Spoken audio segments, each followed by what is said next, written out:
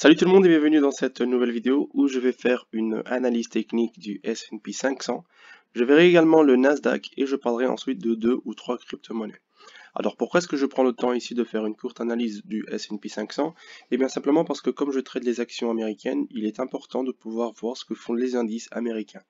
Parce que quand nous arrivons dans une zone où l'indice américain a de fortes probabilités de correction, il est important de pouvoir se préparer et de mettre des stop-loss pour éviter justement de perdre les profits engendrés. Donc ce que je vais faire ici tout d'abord, c'est que je vais vous parler euh, du S&P 500. Et regardez ce qu'on peut voir ici sur le S&P 500. Tout d'abord, c'est que regardez, j'ai tracé d'abord cette ligne rouge. Je pense que vous la voyez. Je vais un petit peu la grossir, cette ligne rouge. Et en grossissant cette ligne rouge, vous allez voir que c'est une ligne où le prix a tendance à fluctuer autour. Regardez, on va un petit peu euh, dézoomer ici.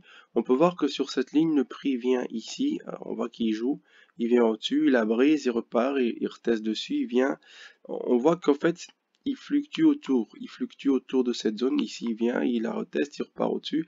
Mais chaque fois, il vient la rechercher et il joue vraiment autour. Ici, il est juste venu la toucher une fois, il est reparti. Il l'a retouché deux fois et depuis il n'est pas revenu. Alors ce qu'on peut se dire c'est que regardez la dernière fois il s'est éloigné fortement de cette ligne rouge, le prix est venu le rechercher directement. Et maintenant il s'est de nouveau encore éloigné fortement de cette ligne rouge.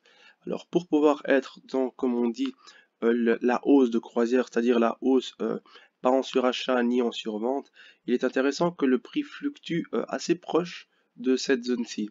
Mais comme il est un petit peu au-dessus de cette zone, assez éloigné, il y a de fortes chances que celui-ci corrige. Alors, une dernière chose que je voulais vous montrer, c'est qu'on peut voir que sur le S&P 500, quand nous avons ce genre de triangle, regardez, nous avons bien évidemment ici le premier triangle sur cette zone-ci. On voit que le prix a tendance à le casser par le haut. Il le casse ici par le haut et ensuite il revient retester des zones plus basses. Nous avons encore un deuxième triangle ici que l'on peut voir. Donc le prix il fluctue à l'intérieur de ce triangle. Et une fois après avoir fluctué à l'intérieur de ce triangle, avoir touché au moins trois fois la base, c'est-à-dire le support, une fois, deux fois, trois fois, on se rend compte qu'après, le prix va le casser à la hausse. Et après avoir cassé à la hausse, il va venir retester les zones plus basses. Encore une fois, il a refait ici récemment, c'est-à-dire qu'il est rentré encore dans un triangle. Et dans ce triangle, il doit le tester au moins trois fois. Et en testant trois fois, on peut voir que, regardez, nous avons ici le premier test, nous avons eu ici le deuxième test, nous avons eu le troisième test. Donc après le troisième test maintenant, il y a de fortes probabilités que celui-ci ressorte encore à la hausse et qu'ensuite il nous reteste, il redescende vers les zones inférieures. Alors, maintenant, il y a un truc qui s'est produit les fois précédentes, c'est que les fois précédentes, le prix, chaque fois qu'il a brisé, il est monté et il est descendu plus bas que la correction précédente. Vous voyez, il est descendu ici, ensuite il est monté, il est descendu encore plus bas que cette zone-ci. Mais ici, ce que nous, on peut espérer par rapport aux autres fois, ce n'est pas qu'il redescende du plus bas, parce que ce serait vraiment une crise énorme, parce que ce plus bas ici, c'est déjà, ça correspond à une très grosse crise.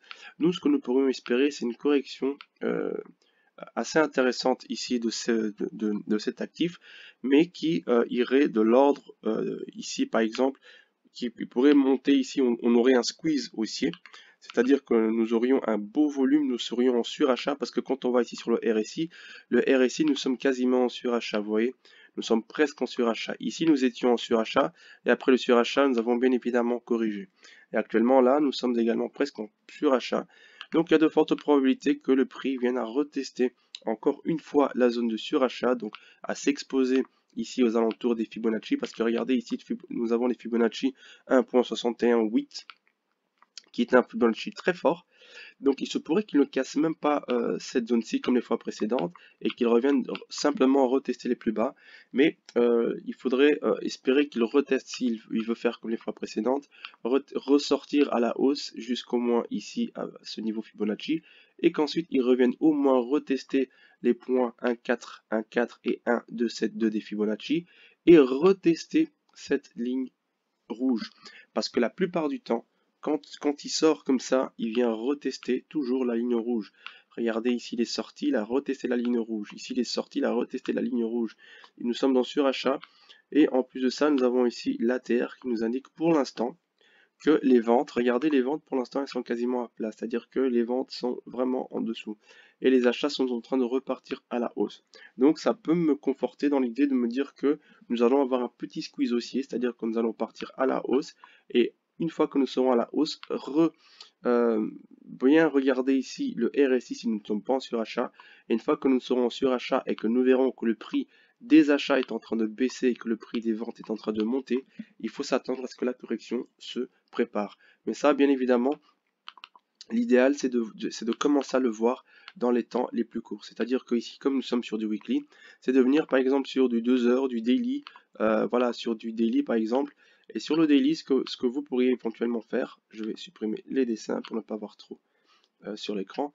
Donc sur le daily, c'est éventuellement de voir ce qui va se passer ici. Vous voyez que nous sommes en train de frôler depuis un moment entre surachat et non surachat.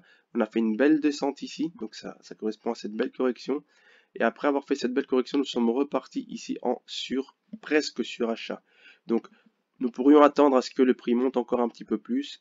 Et ensuite, quand nous verrons que ici les achats commenceront à descendre et que les ventes commenceront à monter, alors là, préparez-vous à la correction. Mais regardez qu'on voit ici bien que les ventes ne montent pas forcément. Elles sont en train elles sont sur un range. Elles sont en train simplement de rester sur le même niveau. Et en restant sur le même niveau, bah, cela nous montre que pour l'instant, il n'y a pas un désir puissant, un fort désir de commencer à shorter ici le S&P 500. Concernant le Nasdaq, concernant le Nasdaq, lui, encore une fois, c'est un petit peu pareil. C'est que le Nasdaq, lui également, se retrouve dans une situation assez tendue, on va dire, assez tendue en comparaison avec le S&P 500. Parce que regardez, nous pouvons voir ici, voilà, on touche bien. Nous pouvons voir ici à ce niveau également que nous sommes dans une espèce de triangle de compression qui a tendance à se terminer à la baisse. Et une fois ce triangle de compression, dès qu'on arrive au bout, eh bien il y a de fortes chances que nous allions à la baisse, que nous chutions et que nous allions chercher les strates inférieures. Regardez ici, nous sommes bien en train de compresser petit à petit. On voit que nous touchons ici, nous avons touché ici déjà une fois, nous avons touché ici 2, 3, 4 fois, et nous sommes en train d'arriver au bout de cette zone. Donc éventuellement à prendre en compte. Et une fois que nous aurons vu ici que nous serons en surachat et qu'ici les ventes commenceront à monter, les achats à baisser, éventuellement il faudra se préparer à vendre. Alors maintenant passons aux crypto-monnaies. Donc je vous avais parlé du Ripple à un moment donné. Bien évidemment, je vous avais dit que, encore je suppose que vous vous souvenez, que quand nous avions eu cette vente ici, que nous avions eu la hausse, que nous aurions probablement un retest au niveau du milieu du W. Nous avons ici ce W qui avait été fait, que nous aurons un retest pour correspondre au milieu de ce W, et ensuite nous partirons à la hausse.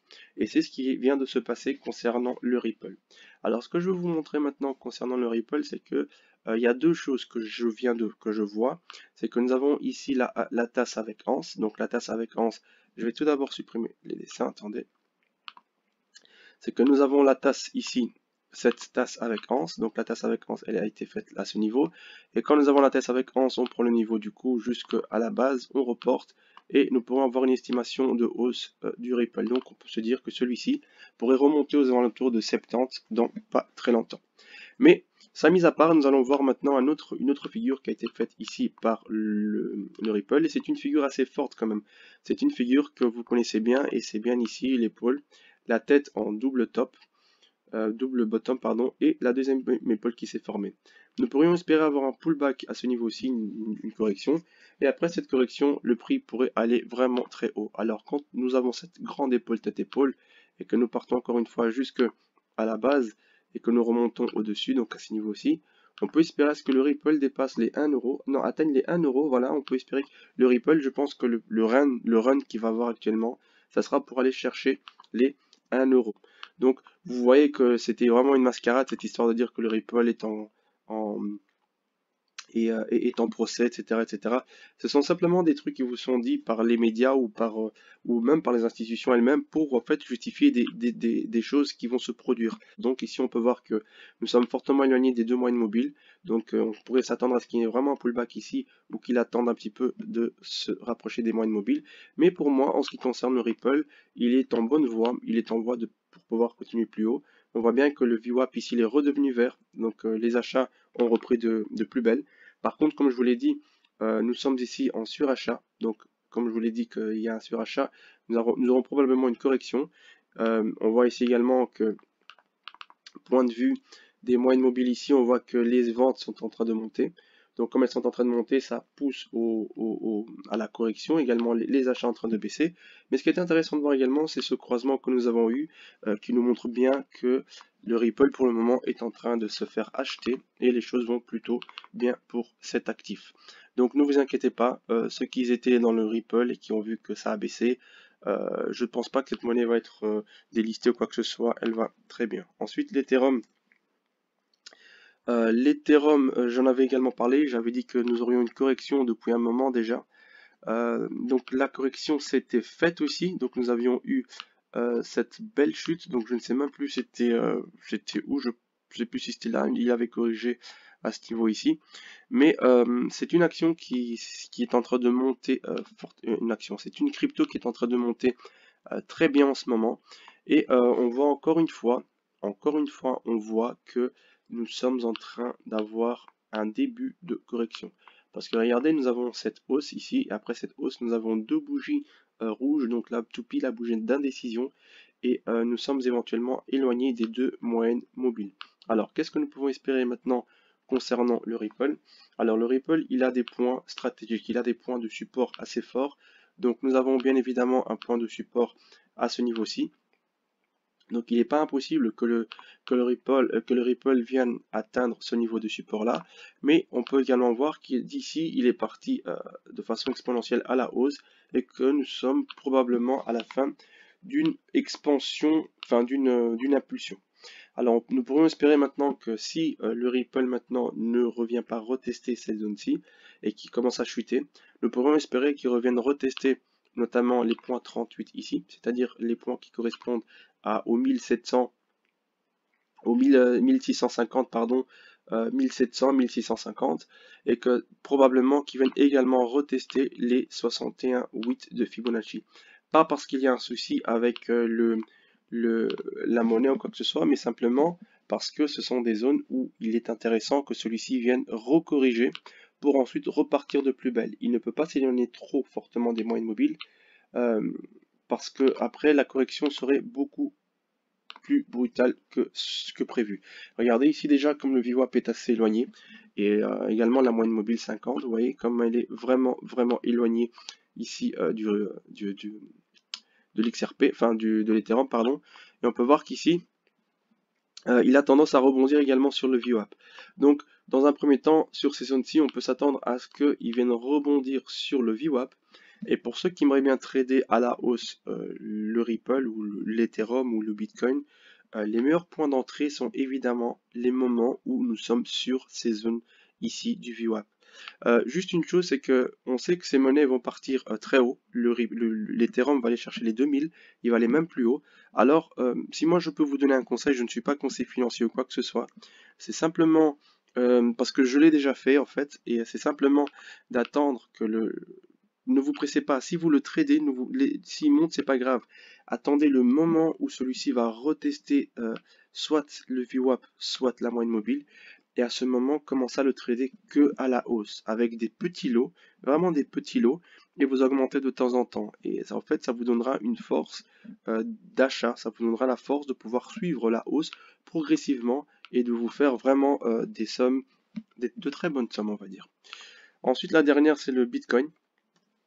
Le Bitcoin, alors, le Bitcoin, ce que nous pouvons dire, c'est que voilà, nous avons eu l'annonce de Elon Musk, et celui-ci est en train de partir tel une fusée. Il est en train de monter de manière exponentielle, très fortement éloigné des moyennes mobiles actuellement.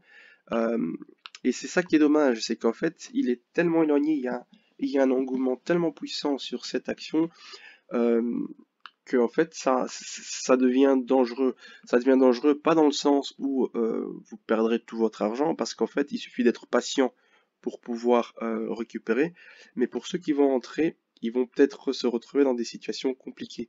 C'est-à-dire que ils vont... Attendez, je prends juste...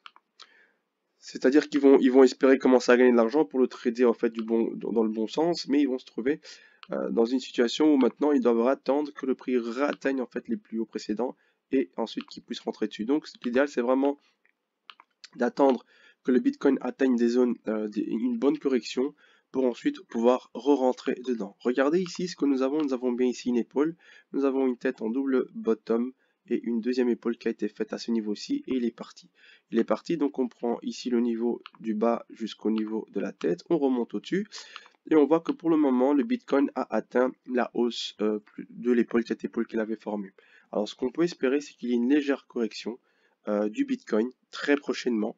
Alors jusqu'où cette correction? Eh bien dans un premier temps on peut espérer qu'ils viennent retester tout d'abord ces zones-ci, donc les 44, mais éventuellement ils peuvent venir retester ici, attendez, ils peuvent venir retester ici cette zone